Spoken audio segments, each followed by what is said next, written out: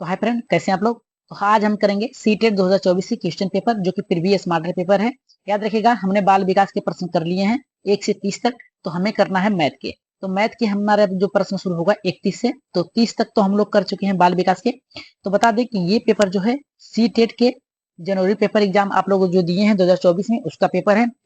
याद रखिएगा, हर एक प्रश्न आप लोगों के लिए उपयोगी हो सकता है प्रीवियस मॉडल पेपर से कुछ प्रश्न उठा के आने वाले एग्जाम में दे दें। तो हम लोग क्या करेंगे, सभी प्रश्नों को बहुत ही बारीकी तरीके से समझने का और सॉल्व करने का प्रयास करेंगे। तो चलिए 31वें प्रश्न से आगे बढ़ते हैं। तो जो लोग नए हैं लेकिन अभी तक हमारे चैनल को सब्सक्राइब नहीं किया, तो परमात्मा चैनल को सब्सक्राइब कर लीजिए। आप लोगों से निवेदन है, तो जल्दी से शेयर कर दीजिए अपने अपने ग्रुपों में। चलिए शुरू करते हैं आज के पहले प्रश्न से, यानी 31वें प्रश्न से। तो पहला हमारा देखिए 31वां का कह रहा है कि निम्नलिखित में से कौन सी प्राथमिक स्तर पर गणित भाषा की विशेषता होनी चाहिए। कह रहा है कि प्राथमिक स्तर का मतलब होता है 1 से 5 तक के बालकों के लिए स्तर पर कौन सी गणित की भाषा हो, विशेषता होनी चाहिए गणित की। तो पहला हमारा देखिए क्या कह रहा है, पहला हमारा ये कह रहा है कि यह सटीक होनी चाहिए। मतलब जो भी पढ़ाया जाए स्पष्ट होनी चाहिए, सुस्पष्ट सहित हो। मतलब बालक को जो भी ज्ञान दिया जाए प्राथमिक स्तर पे वो सही हो, गलत ना हो। तो ये तो हमारा सही है। दूसरा कह रहा है ये अस्पष्ट नहीं, स्पष्ट होनी चाहिए। प्राथमिक स्तर पर ही भ्रांतियां पैदा होती हैं, इसलिए हमें बालक को शुरुआती क्रम में ही जो भी बताया जाए एकदम सटीक बताया जाए। तीसरा हमारा कह रहा है ये दैनिक जीवन के में उपयोगी होने वाली भाषा के माध्यम से प्रबलित किया जाए, मतलब उसको बताया जाए, तो इसलिए ये भी सही हमारा है। चौथा कह रहा है कि यह अत्यधिक प्राविधिक होनी चाहिए। प्राविधिक मतलब होता है कठिन होनी चाहिए, तार्किक होनी चाहिए। इसमें विद्यार्थियों को गणित से सही संप्रेषण करने में महत्ता। देखिए, प्राथमिक स्तर का बालक ठीक से संप्रेषण नहीं कर सकता है, इसलिए हमारा ये ऑप्शन गलत होगा। ठीक है, तो हमारा राइट आंसर हो जाएगा पहला और तीसरा। तो पहला और तीसरा किसमें है, हमारा यहाँ पे है तीसरे नंबर पे। ठीक है, तो राइट आंसर हो जाएगा हमारा यहाँ पे तीसरा। तो आगे बढ़ने से पहले बता दें, एक बार शेयर जरूर करिएगा अपने अपने ग्रुप में। तो 32वें प्रश्न पे आगे बढ़ते हैं। 32वां प्रश्न हम लोग देख लेते हैं क्या कह रहा है। 32वां प्रश्न हमारा ये कह रहा है कि कक्षा 3 के एक विद्यार्थी ने 26 गुणे 5 को इस प्रकार हल किया। तो लिखा 26/5, सॉरी यहाँ पे 26 गुणे 5 लिखा। तो 5 छक्का 30 किया और 5 दूना के 10, यानी वो क्या किया, इकाई दहाई के अंकों में उसका स्थानीय मान का क्रिया जो है सही नहीं है। इसलिए हम कह सकते हैं निम्नलिखित में से क्या दोहराना इस भ्रांति को सुधारने के लिए क्या कर रहा है कि उपयुक्त होगा। तो पहला हमारा कर रहा है, यानी कह रहा है कि क्या चीज हम दोहराए जाए बच्चों के सामने, क्या चीज दोबारा से बताया जाए कि बालक उसे उस भ्रांति को गलत करने से बचे, यानी उसे सही करे। तो हमारा पहला करा एक अंक में एक अंक, देखिए एक अंक में अगर एक का गुणा करेंगे तो बालक यहाँ पे भ्रांतियां नहीं हो तो सटीक करेगा, लेकिन यहाँ पे 2 अंक की अगर गुणा दिया है तो इसमें भ्रांतियां करेगा। तो इस आधार पे ये पहला गलत है। दूसरा कह रहा है कि पुनर्समूहीकरण की अवधारणा, पुनर्समूहीकरण की मात्रा मतलब ये करा है कि 1 से लेकर अगर 100 तक बालक गिनती गिन रहा है तो उसे हमें बार बार रिपीट कराना चाहिए। जैसे एक अंक है तो एक अंक पे इकाई आएगी, और 10 पे जाएगा तो दहाई हो जाएगी, और 100 पे जाएगा तो सैकड़ा हो जाएगी। इसलिए हम कह सकते हैं बालक को पुनर्समूहीकरण की अवधारणा यानी स्थानीय मान का ज्ञान कराना जरूरी है। तो हमारा राइट आंसर जो जाएगा यहाँ पे दूसरे के साथ जाएगा। जितने लोगों का यहाँ पे हमारा है दूसरा एकदम करेक्ट है। आगे बढ़ते हैं यहाँ पे 33वें प्रश्न पे। 35वां प्रश्न तो देखिए बहुत ही इजी है। कह रहा है कि एक संख्या में 8 जोड़ दिया जाए तो वह कह रहा है कि वह दुगनी हो जाती है। वो संख्या कौन सी, मतलब 8 जोड़ने की बात कर रहा है, यानी 8 में 8 जोड़ देंगे तो हमारा कितना आएगा, 16 आएगा। तो जितने लोगों का 16 है एकदम सही है। अगर इसे हम सोल्व करने का प्रयास करें, तो एक संख्या यक्स मान लेते हैं, यक्स बराबर 8 मान लेते हैं। तो यक्स बराबर, ठीक है, 8 बराबर हो जाएगा हमारा 2x हो जाएगा। तो 8 में प्लस करेंगे हम लोग 2, तो हो जाएगा हमारा 16। तो राइट आंसर जितने लोगों का चौथा है एकदम करेक्ट है। 34वें प्रश्न पे आगे बढ़ते हैं।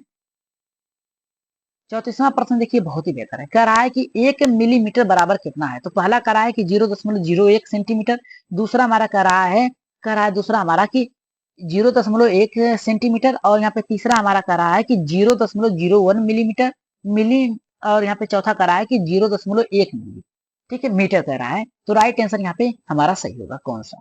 तो अगर 34वें की हम बात करें तो 34वें का जो राइट आंसर जाएगा हमारा यहाँ पे 0.1 होगा। ठीक, कौन सा सही होगा हमारा, दूसरा सही होगा। राइट आंसर हो जाएगा हमारे यहाँ पे दूसरा।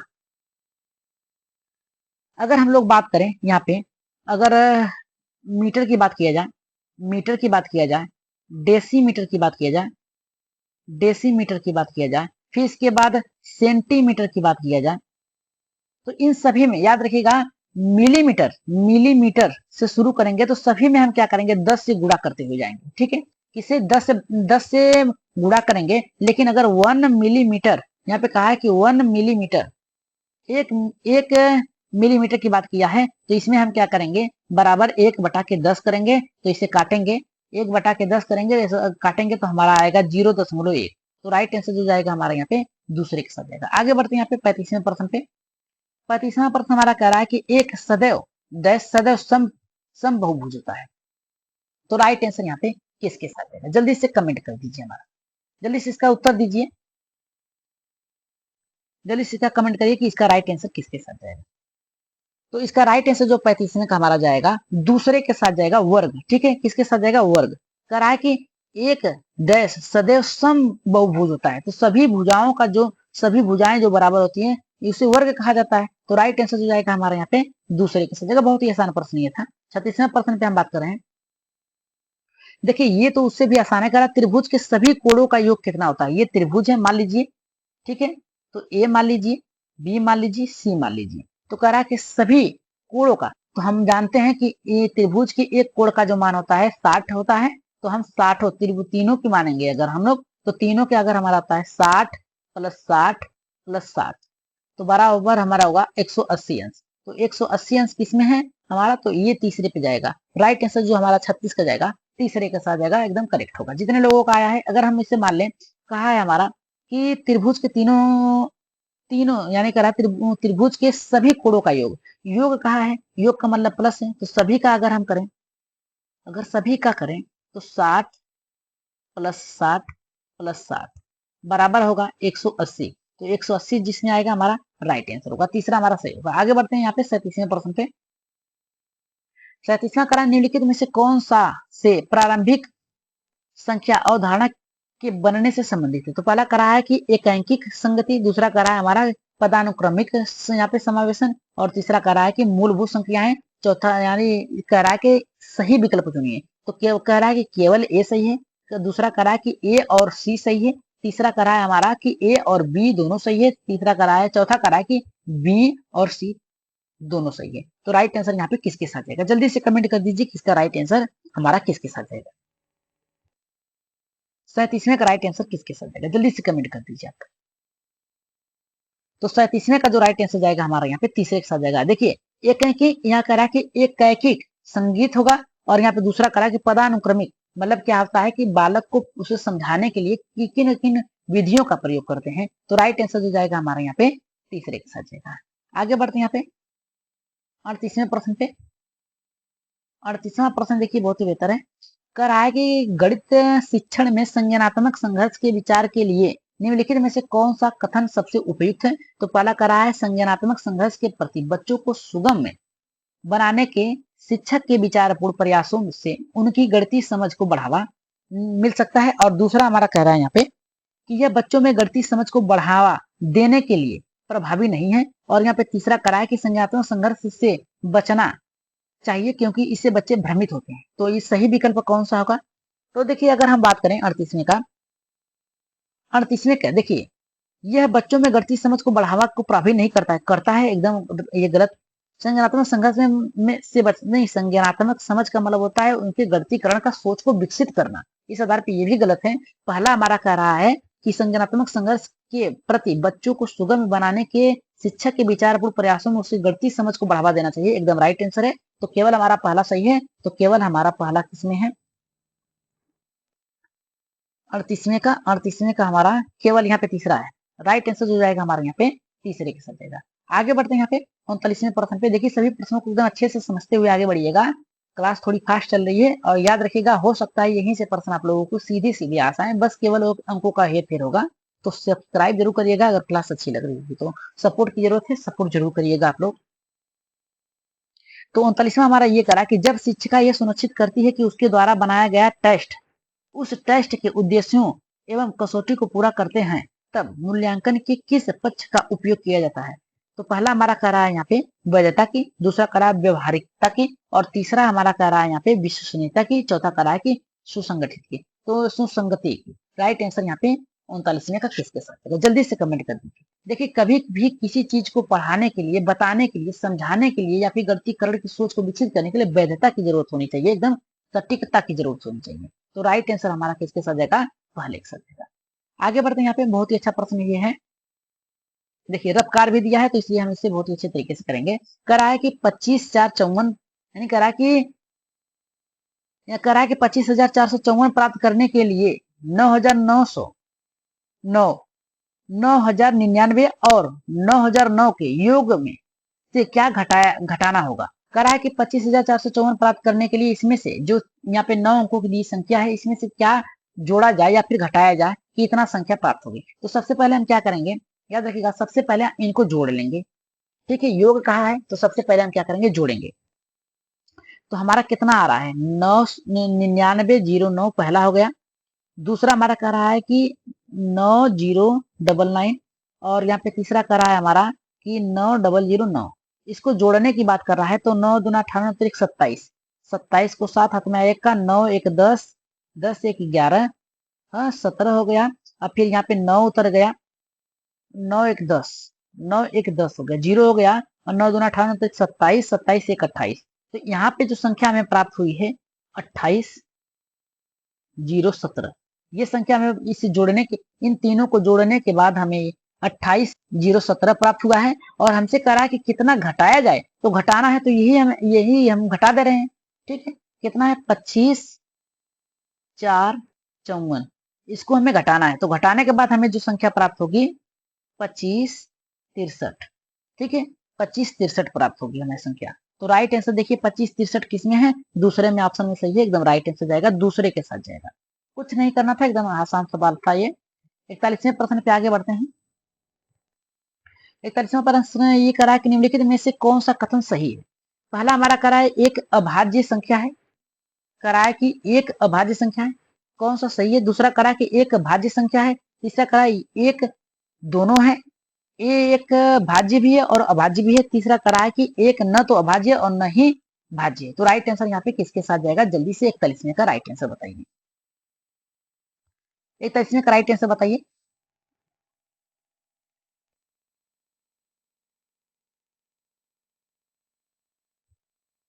तो देखिए याद रखिएगा, एक जो होता है, याद रखिएगा, एक ना तो अभाज्य होती है और ना ही भाज्य होती है। तो हम कर सकते हैं एक ना तो अभाज्य ना तो भाज्य है।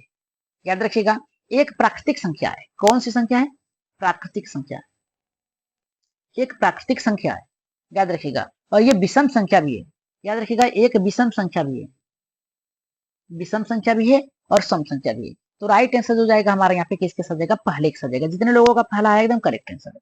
आगे बढ़ते हैं यहाँ पे 42वें प्रश्न पे। 42वां प्रश्न देखिए बहुत ही अच्छा है। करा कि नीचे दिए गए पैटर्न को देखिए। पहला हमारा करा है 1 8 27 64 और 25 और डैश डैश दिया है 2 बार। तो कह रहा है कि इसको ध्यान से देखिए, अगर देखेंगे हम लोग ये, तो ये घनमूल है। क्या है, एक घनमूल है। तो हमारा अगर हम बात करें, इसको सॉल्व करने का प्रयास करें, तो ये तो घनमूल एकदम है आपका। ठीक है, तो यहाँ पे करा है कि एक, और यहाँ पे देखिए 8 का जो होगा हमारा यहाँ पे 2 गुड़े 2 गुड़े 2, 2 दूना के 4 दूना के 8 हो गया। इतना संख्या हमें प्राप्त हो रही है। और दूसरा हमारा करा है कि 27, 3 तरीके 9 तरीके 27। और चौथा हमारा करा है कि 64 का 4 चौके 16 चौके 64, इतना तो आ ही रहा है। और यहाँ पे हमारा पांचवा करा है कि 5 पचे 25 पचे 125। तो हमारा यहाँ पे छठे का क्या होगा, यानी यहाँ पे हमारा करा है कि डैश डैश दोनों का क्या होगा। 42 में का राइट आंसर हमारा किसके साथ जाएगा, जल्दी से कमेंट कर दीजिए। तो 7 का अगर हम बात करें तो 7 सत्ते और 7 तीया, यानी 7 का गुणा हम लोग क्यों करेंगे, कितनी बार, तो प्राप्त होगा हमारे यहाँ पे जो संख्या हमारा प्राप्त होगा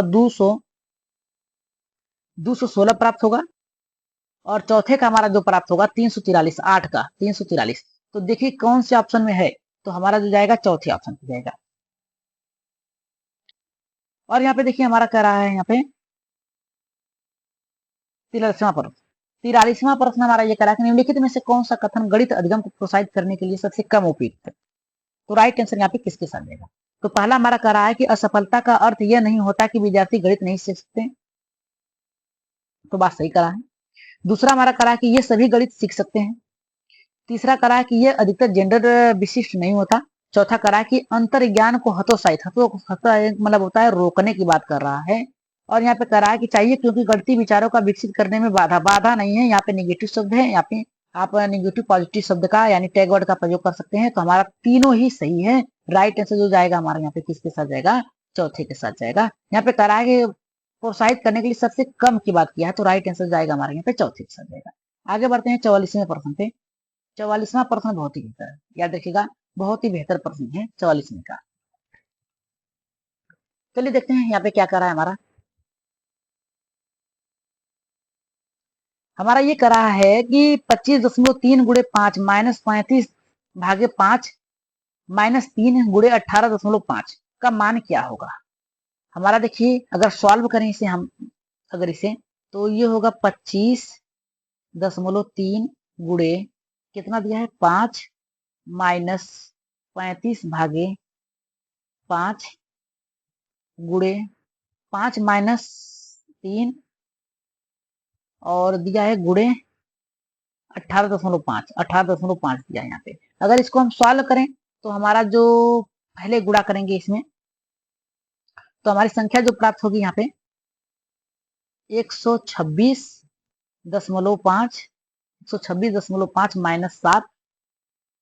माइनस 7 और फिर इसके बाद हम इसका हम गुणा करेंगे इसमें, यानी 18.5 में 3 का गुणा करेंगे तो प्राप्त होगी संख्या 55.5 और इसके आगे सॉल्व करेंगे तो 126.5 माइनस 62.5, इसको सॉल्व करने के बाद हमारा आएगा आंसर 64। तो 64 देखिए कौन से ऑप्शन में है हमारा, 64.0 आएगा। तो 64.0 हमारा आएगा दूसरे में। राइट आंसर जो जाएगा हमारे यहाँ पे दूसरे के साथ जाएगा। आगे बढ़ते हैं यहाँ पे 45वें प्रश्न पे।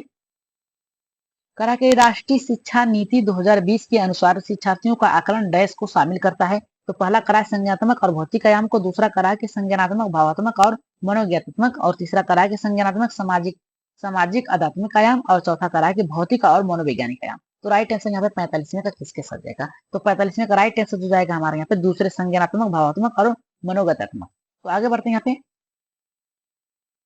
46वें प्रश्न पे। 46वां प्रश्न कह रहा है कि किसी स्थान O से प्रारंभ करते हुए एक मेढक 3 कदम और एक खरगोश 7 कदम की छलांग लगाते हैं। निम्नलिखित में से किस कदम पर दोनों मिलेंगे। तो 3 और 7 का हम क्या करेंगे, गुणज ले लेंगे। तो 7 तरीके कितने हो जाएगा हमारा 21 हो जाएगा। 7 तरीके हमारा कितना होगा 21 हो जाएगा। पर यानी 21 कदम पर क्या करेंगे खरगोश और यहाँ पे जो मेढक है एक साथ होंगे। क्या होंगे, एक साथ होंगे 21 कदम पे एक साथ होंगे। अगर हम लोग इसका राइट आंसर जो जाएगा हमारा यहाँ पे किसके साथ जाएगा, जल्दी से कमेंट करिए इसका राइट आंसर किसके साथ जाएगा। तो इसका राइट आंसर जो जाएगा हमारा यहाँ पे 46वें का तीसरे के साथ जाएगा हमारा 378 होगा। राइट आंसर किसके साथ जाएगा 378। देखिए सिंपल सा है, अगर आप लोगों को ऐसे समझ में नहीं आ रहा तो हम क्या करेंगे 3 + 4 + 3 कितना होगा हमारा 4 3 3 6 4 10 होगा। ये 10 जो है 3 और 7 से विभाज्य नहीं होगा, इसलिए ये गलत है। दूसरा हमारा कह रहा है कि 3 + 7 + 1 7 3 10 1 11 11 भी हमारा 3 और 7 से नहीं कटेगा, इसलिए ये भी गलत हमारा है। और तीसरा कह रहा है कि 3 + 7 + 8 तो 7 3 10 8 18 ये भी नहीं काटेगा, तो बचेगा हमारा यहाँ पे चौथा। तो राइट आंसर जो जाएगा हमारा यहाँ पे किसके साथ जाएगा, चौथे के साथ जाएगा। आगे बढ़ते हैं यहाँ पे 47वें प्रश्न पे। 47वां प्रश्न बहुत ही अच्छा है। कह रहा है कि 2 सही 2/3 2 सही 2/3 समकोण डिग्रियों को की संख्या कितनी होगी। तो ये तो बहुत ही अच्छा प्रश्न हमारा है। तो राइट आंसर यहाँ पे किसके साथ जाएगा, जल्दी से कमेंट कर दीजिए हमारा इसका।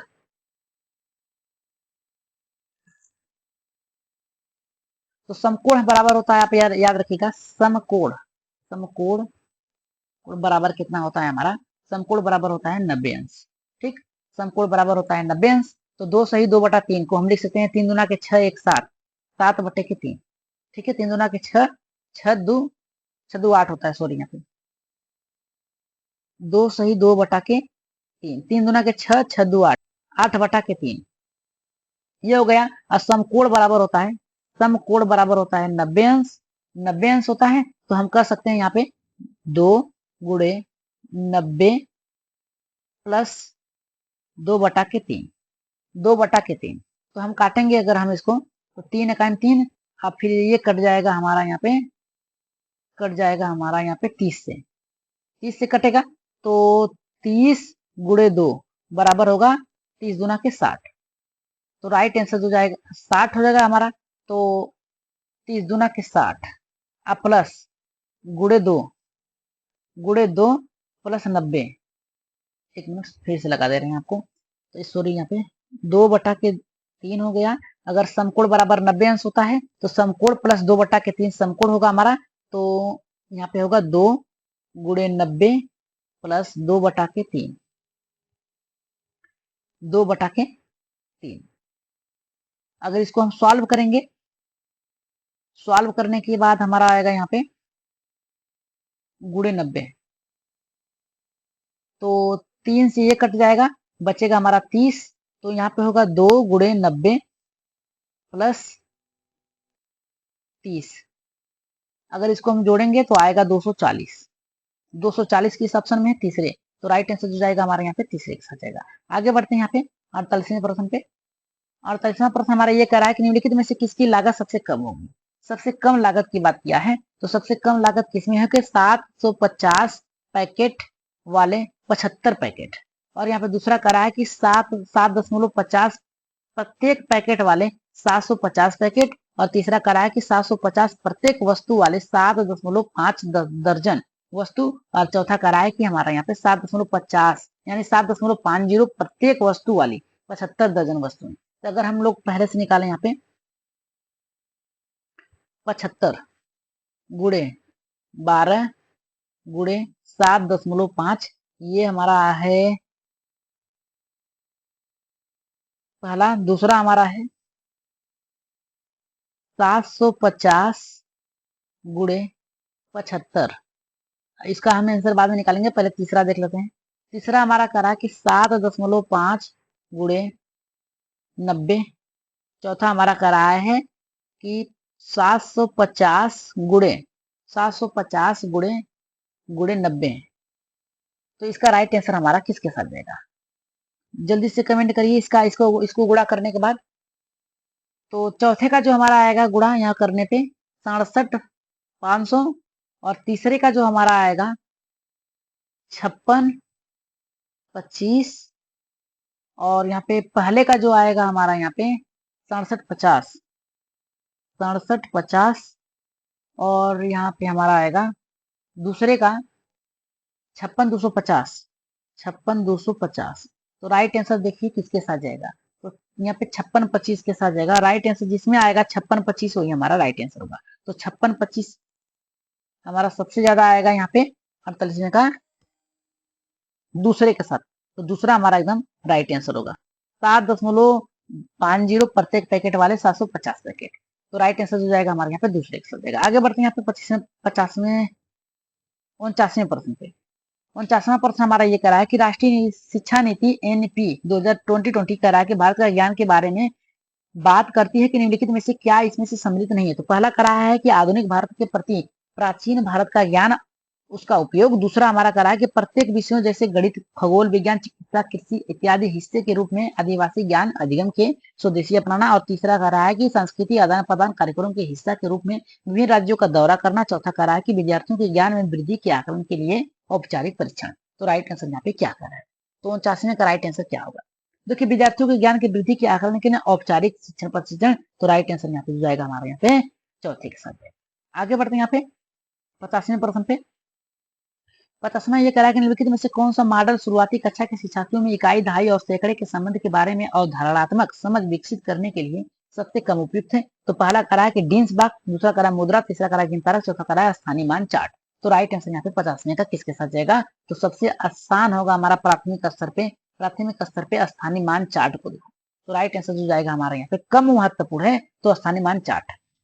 आगे बढ़ते हैं यहाँ पे 91वें प्रश्न पे। 51वां प्रश्न है, कह रहा है कि ब्रिज के पास अपनी पसंद की जमीन घेरने के लिए 100 मीटर की तार था तथा वह बड़ा जमीन का टुकड़ा लेना चाहता है। निम्नलिखित में से किस माप का टुकड़ा लेना चाहिए ताकि उसकी जमीन का क्षेत्रफल अधिकतर हो? तो राइट आंसर यहाँ पे किसके साथ जाएगा? 15 मीटर गुणे 15, 35 मीटर। अगर देखिए इसको हम लोग ध्यान से देखें, तो यहाँ पे देखिए अगर हम लोग 15 का ये है, 30 का है और ये है 25 गुणे 25 का है और 5 गुणे 45 का है। तो अगर हम लोग इसका अगर करें तो 15 ये है और ये 35 है, और ये दिया है हमारा 20 दिया है, और ये दिया है 30, और ये दिया है 25, और ये भी दिया है 25, और यहाँ पे 5 दिया है और ये दिया है 45।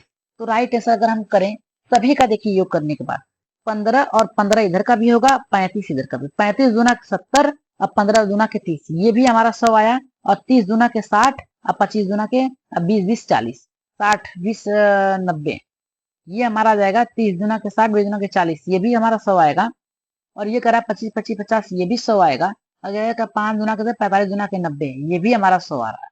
ठीक है, ये भी 100 आ रहा है, लेकिन अगर इसका गुणा करेंगे हम लोग, याद रखिएगा 5 गुणे 45 का अगर हम करेंगे, यहाँ पे 5 गुणे 45 का अगर हम निकाल रहे हैं तो 225 आ रहा है, 225 आ रहा है। और 15 गुणे 35 का अगर हम करें, 15 गुणे 35 का अगर कर रहे हैं हम लोग तो 525 आ रहा है, क्या आ रहा है 525। 30 गुणे 20 का करें तो 600 आ रहा है हमारा। और अगर हम लोग करेंगे 25 गुणे 25 का अगर करेंगे हम लोग तो आ रहा है 625। कितना आ रहा है 625। अब बताइए किसमें से सबसे ज्यादा क्षेत्रफल कौन सा घेरेगा, तो 25 गुणे 25 वाला हमारा राइट आंसर जाएगा। आगे बढ़ते हैं, यहाँ पे 52 का प्रश्न हमारा ये करा है कि गणित के शिक्षण में विभिन्न प्रकार के तरीकों के लिए निम्नलिखित में से कौन सा सत्य नहीं है। नहीं की बात किया है तो पहला करा कि ऐसी बहुत बार होता है कि एक समस्या का समाधान करने के लिए कई तरीके हों। दूसरा हमारा देखिए क्या कह रहा है, दूसरा ये हमारा कह रहा है कि ये बच्चे के अधिगम में बाधा डालता है और भ्रम करता है। नहीं, यही राइट आंसर जाएगा हमारा यहाँ पे, राइट आंसर जो जाएगा हमारे यहाँ पे दूसरे के साथ जाएगा। आगे बढ़ते हैं यहाँ पे 53वें प्रश्न पे। 53वां का प्रश्न करा है निम्नलिखित में से कौन सा सबसे अधिक उपयुक्त है। पहला करा है गणित की लैब जरूरी है क्योंकि यह क्रियाशील गतिविधियों का अवसर प्रदान करता है। दूसरा करा है कि चार्ट गणित की कक्षा में एक प्रभावी गणित अधिगम सामग्री है।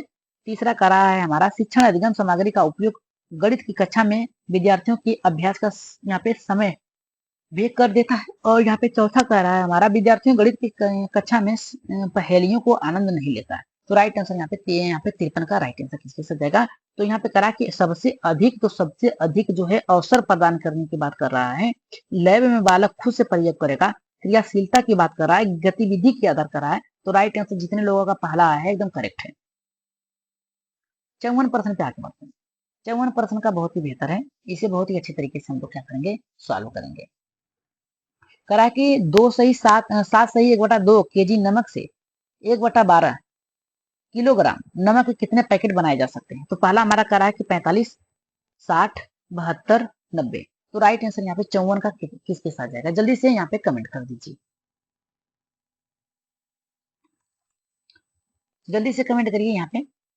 तो देखिए अगर हम लोग इसका राइट आंसर जानने का प्रयास करें तो यहाँ पे करा है कि 7 सही, क्या करा है हमारा 7 सही, एक मिनट, 7 सही 1/2 2 और करा है कि और 1/12 में कितने पैकेट बनाए जा सकते हैं। तो हम कहते हैं 7 दूना के 14 1 15, तो हमारा हो जाएगा इसका 7 दूना के 14 1 15 हो जाएगा, 15/2। इसके पैकेट बनाना है तो हमें भाग देना पड़ेगा 1/12। अगर हम इसको सही रूप में लिखेंगे 15/2 गुणा करेंगे तो 12 ऊपर चला जाएगा और 1 नीचे आ जाएगा। ठीक है, तो हमारा राइट आंसर यहाँ पे किसके साथ जाएगा, तो 2 1 2 2 छक्का 12, तो 15 गुणे 6 बराबर 90। तो जिस ऑप्शन में 90 होगा हमारा राइट आंसर जाएगा, चौथे के साथ हमारा राइट आंसर होगा। आगे बढ़ रहे हैं पे 55वें प्रश्न पे। 55 का प्रश्न हमारा ये करा कि को हल करते समय करा कक्षा 2 के विद्यार्थी में 182 घटा रहा है 67 से। को हल करवाते समय अध्यापिका ने स्पष्ट किया कि हमें 7 को 2 में से घटाना है और 2 छोटा है 7 से, इसलिए हमें 8 से एक उधार लेना पड़ेगा। और जब 12 में से 7 को घटा दिया जाएगा तो एक बच्चे ने अध्यापिका से पूछा कि मैडम हम 8 से उधार क्यों ले रहे हैं, उधार लेना अच्छा नहीं होता है, इस परिस्थिति में अध्यापक को क्या करना चाहिए। तो पहला हमारा क्या कह रहा है कि अध्यापक को बच्चों को डांट कर बैठा देना चाहिए, गलत है, याद रखिएगा ये हमारा ऑप्शन गलत है। दूसरा कह रहा है अध्यापक को उधार शब्द बदलकर पुनर्समूहीकरण का उपयोग करना चाहिए। ठीक है, ये ऑप्शन है हमारा यहाँ पे 55 का। तो ये ऑप्शन तो हमारा डांट कर बैठाना गलत हो गया। दूसरा हमारा अध्यापक को उधार शब्द को बदलकर पुनर्समूहीकरण का मतलब होता है स्थानीय मान का ज्ञान कराना, और उसे फिर से दोहराने की, यानी जो सिखाया गया है 1 2 3 4 5 उसे क्या किया जाए, फिर से समझाने का प्रयास किया जाए। तो यही हमारा राइट आंसर जाएगा। पुनर्समूहीकरण, पुनर्समूही स्पष्टीकरण का प्रक्रिया देना चाहिए। और तीसरा करा है हमारा कि इस अध्यापकों में बच्चों को कहना चाहिए घटाव का कलन विधि सीखने का ध्यान दे नहीं।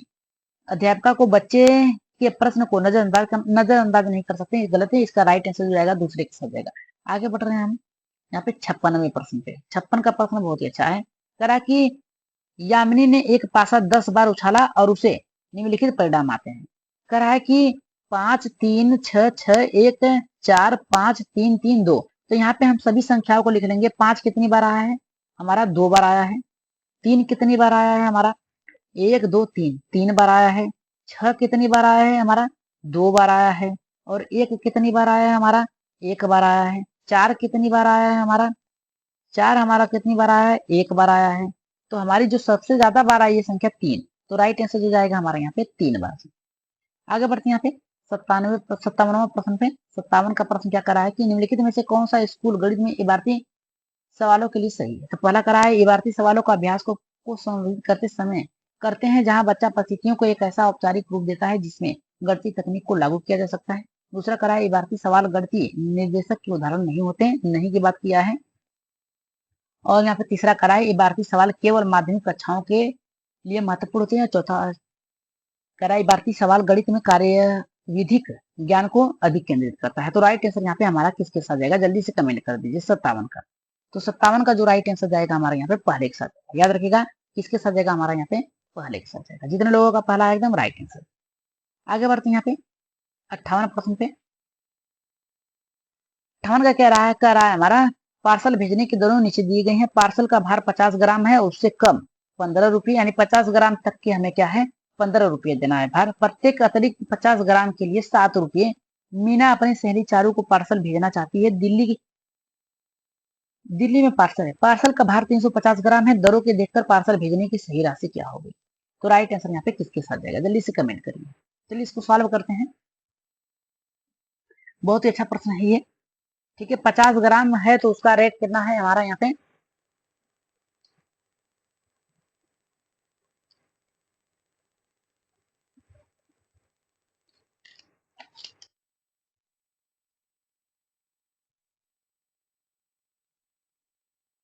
जी। तो इसका राइट आंसर यहाँ पे हमारा किसके साथ जाएगा, जल्दी से कमेंट कर दीजिए सभी। जल्दी से कमेंट करिए इसका राइट आंसर। 58 का राइट आंसर क्या होगा हमारा।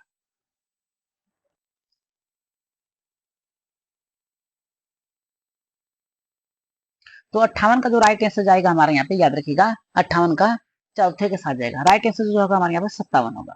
जितने लोगों का 57 है एकदम करेक्ट आंसर। चलिए आगे बढ़ते हैं यहाँ पे नेक्स्ट प्रश्न पे 59 पे। करा प्राथमिक स्तर पर आंकड़ों, करा है हमारा कि प्राथमिक स्तर पर आंकड़ों का प्रबंधन परिचय के लिए निम्नलिखित में से क्या सबसे उपयुक्त होगा। तो पहला हमारा करा है विद्यार्थियों को बस और ट्रेन के समय के सारणी को पढ़ने को कहना। दूसरा करा है कक्षा में विद्यार्थियों को लंबाई, उसका पसंदीदा खाना, कार्टून इत्यादि आंकड़ों इकट्ठे करना और आंकड़ों पर आधारित प्रश्न पूछना। और तीसरा करा विद्यार्थियों को एक शहर की 5 साल की जनसंख्या गणना दिखाना और विद्यार्थियों को जनसंख्या विधि की तुलना करने को कहना। और यहाँ पे चौथा करा है कि सैंपट पर एक दंड आरेख यहाँ पे करा है चित्रांकित करना और विद्यार्थियों को उसी आंकड़े को पढ़ने के लिए कहना। तो राइट आंसर यहाँ पे हमारा किसके साथ जाएगा, यहाँ पे जल्दी से कमेंट कर दीजिए 59 का। तो 59 का जो राइट आंसर जाएगा हमारे यहाँ पे दूसरे के साथ जाएगा। जितने लोगों का दूसरा आया एकदम करेक्ट आंसर है। चलिए आगे बढ़ते हैं यहाँ पे आज के प्रश्न का लास्ट प्रश्न। तो कह रहा है हमारा कि राष्ट्रीय पाठ्यचर्या रूपरेखा 2005 के अनुसार एक प्राथमिक गणित कक्षा में निम्नलिखित में से कौन सी प्रक्रिया सबसे कम रूप पर होगी। तो पहला कह रहा है सूत्रों को याद करना, दूसरा कह रहा है पैटर्न प्रतिमानों का उपयोग करना, तीसरा कह रहा है कि दृश्यकरण और चौथा कह रहा है कि संबंधी स्थापित करना, रिपोर्ट करना। तो राइट आंसर यहाँ पे 60वें का किसके साथ जाएगा, तो 60वें का जो राइट आंसर जाएगा यहाँ पे हमारा सूत्र याद करना। ठीक है, राइट आंसर सबसे कम की बात क्या है याद रखिएगा, कम की बात क्या है। तो राइट आंसर यहाँ पे जाएगा हमारे यहाँ पे पहले के साथ जाएगा। सूत्र याद करना ये उपयोगी नहीं होता है। ठीक है, ये रटन थे कंठस्थ है। तो जितने लोगों का यहाँ पे आया पहला एकदम सही होगा। तो आज की क्लास आप लोगों को कैसी लगी, एक बार कमेंट बॉक्स में अपना राय सुझाव मौजूद जरूर दीजिएगा कि आज की क्लास आप लोगों को कैसी लगी। तो चलिए आज की क्लास के लिए यहीं पे विराम दिया जाता है। तो सब्सक्राइब शेयर जरूर करिएगा, लाइक करते हुए जाएगा। तो आज के लिए इतना ही, धन्यवाद।